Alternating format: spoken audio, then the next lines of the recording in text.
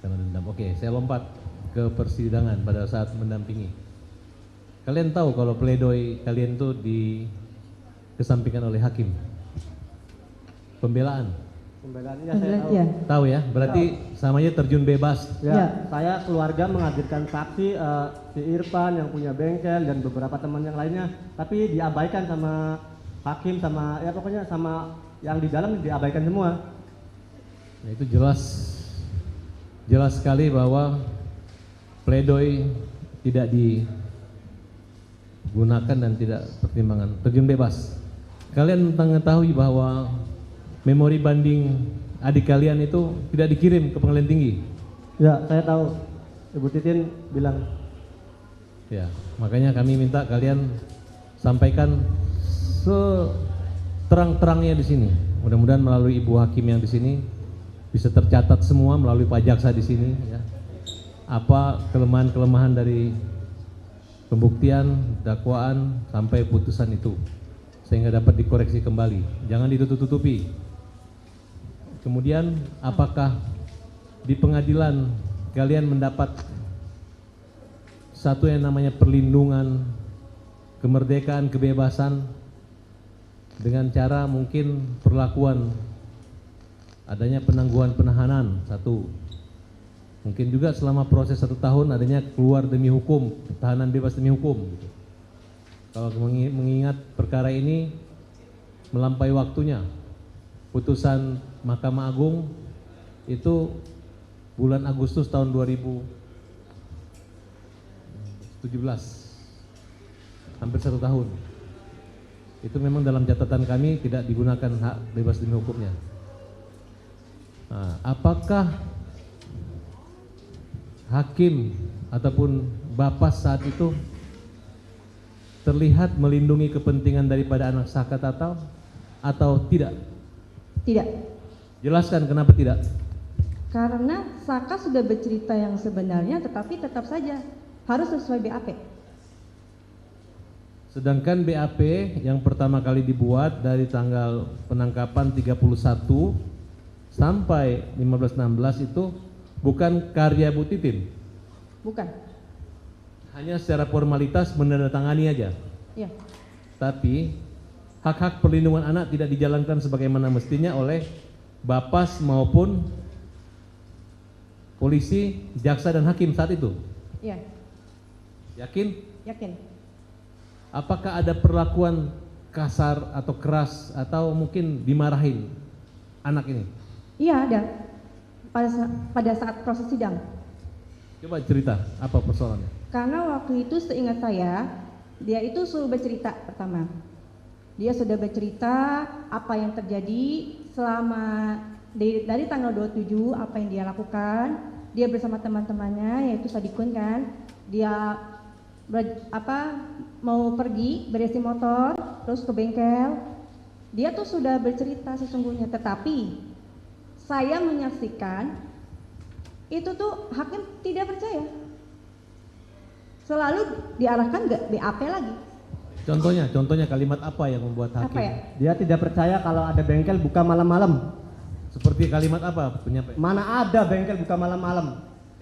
Dibentak. Ya, Iya, saya masih keras ingat. sekali itu. Di otak saya masih terngiang-ngiang.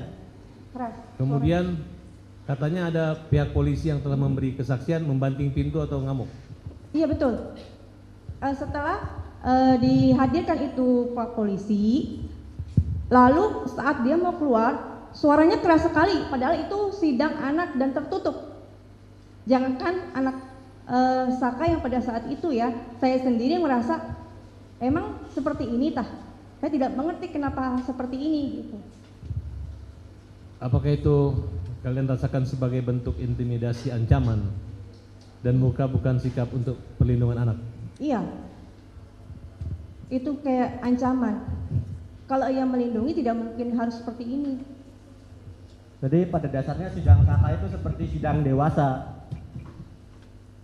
Karena waktu itu Saka tuh tinggi. Maksudnya tinggi badannya gitu. Ya, Ya, badannya tinggi.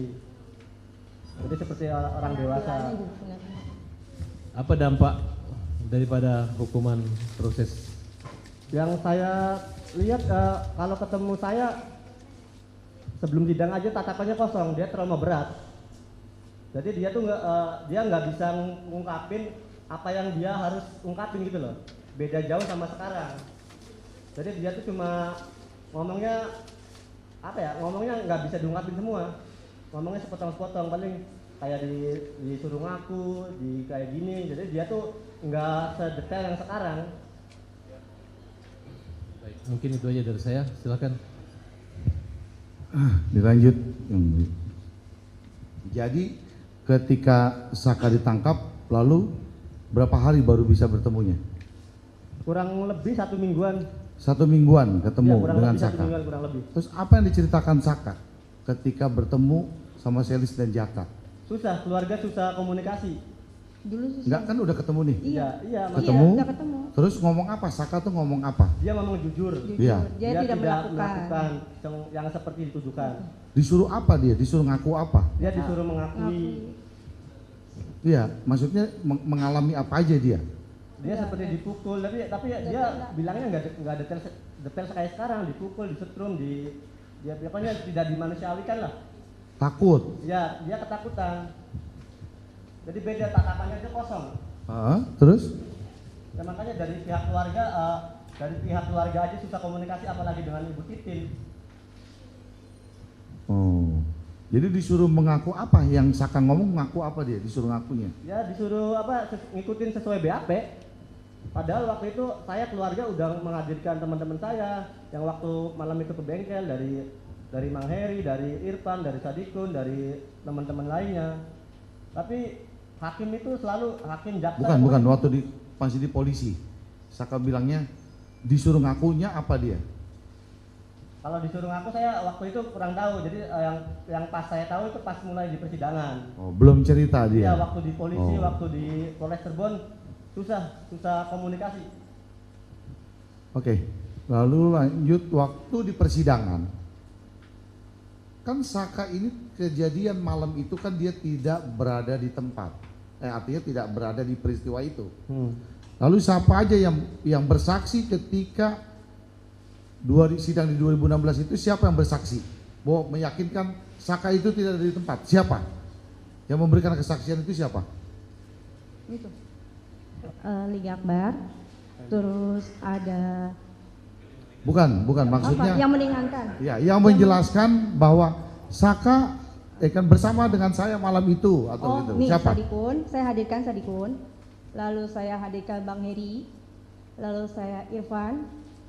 Sama yang sudah meninggal orang kalau nggak salah namanya siapa meninggal? Radija almarhum, dia dulu gajol. saya sudah hadirkan dulu. Menjelaskan semuanya dia. Bang. Menjelaskan semua menjelaskan. secara detail dari awal ngumpul di rumah Sadikun, terus pindah ke rumah nenek, terus si Irfan motornya rusak, terus disetet sama Kodir sama Radija, terus sampai ke flyover, terus katanya puter balik karena dikira ada razia. Sampai jam berapa mereka dengan Saka? Saya kurang tahu. Enggak, maksudnya malam itu sampai jam Malam berapa? itu pas ngumpul, Mereka tuh bubarnya sampai jam berapa? pas ngumpul tuh bubar 10:30 pas berangkat ke bengkel itu. Jadi ya anak-anak yang di rumah tuh nggak semuanya ikut ke bengkel. Jadi 10:30 sudah bubar dengan Ya, Saka? 10:30 tuh udah bubar. Udah bubar ya dengan Saka. Baik, yang mulia. Izin yang mulia. Saudara Jaka, di dalam putusan nomor perkara 16 dan putusan nomor 3, di situ disebutkan bahwa saudara Jaka menelpon Eka Sandi ya untuk membawa pulang Saka Tatal.